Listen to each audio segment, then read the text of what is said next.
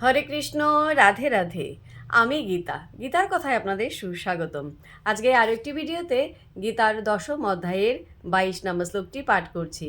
আপনারাও কিন্তু আমার সঙ্গে অবশ্যই পাঠ করবেন।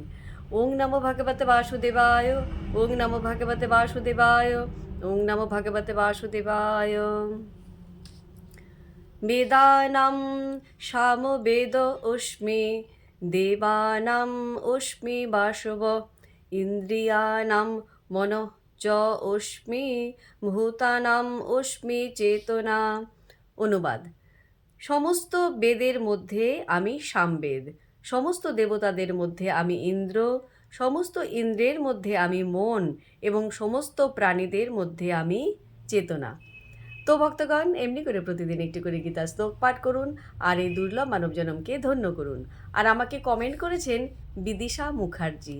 রাধে রাধে, আপনাকেও রাধে রাধে। হরি বল।